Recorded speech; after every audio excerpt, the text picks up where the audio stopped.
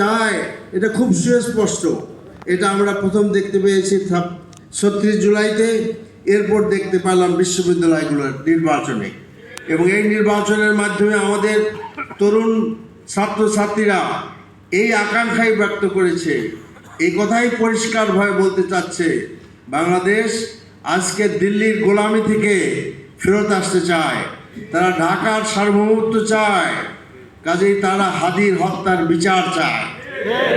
কাজে আমরা মনে করি যে আগামী নির্বাচনকে নিতে হবে যে ভারতের আধিপত্য থেকে মুক্তির নির্বাচন হিসাবে, এদেশের মানুষের অধিকার আদায়ের নির্বাচন হিসাবে, এবং যাতে করে একদল সৎ ও যোগ্য শাসকরা এদেশের হুইলটা ধরবে আর পরিশেষে এদেশের মানুষরা তাদের পাওনাটা পেয়ে যাবে।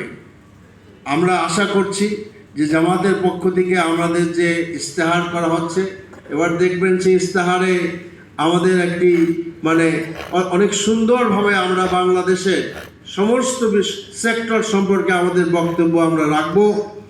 আমরা জাতির কাছে প্রমাণ করব এই জাতির শাসন করার ক্ষমতা আমাদেরই আছে।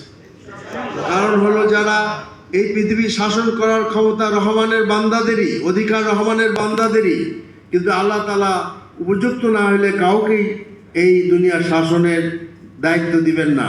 কাজে বান্দাদেরকে প্রমাণ করতে হবে যে রব্বুল আলামিন এই ভূখণ্ড শাসনের যোগ্যতা আমরা অর্জন করেছি। এখন আমাদের মধ্যে যে কমতি আছে তা তুমি দূর করে দাও, আর আমাদের ভাইদের নেতৃত্বের দায়িত্বটা আমাদেরকে দাও। এবং আল্লাহর উপর, তোমার উপর ভরসা করে আমরা এটা বলতে চাই যে আমাদের উপরে যে সমস্ত দায়িত্ব আসবে, ওই আবু বকর, ওমর, ওসমান, আলীর মতোই আমরা সেটা চেষ্টা করব সে দায়িত্ব পালন করার জন্য। কাজে সেই দিনের অপেক্ষায় আমাদের থাকতে হবে, যেন 12ই ফেব্রুয়ারির পরে 13ই ফেব্রুয়ারি ভোর যেন এদেশের মানুষের মুক্তির ভোর হয়।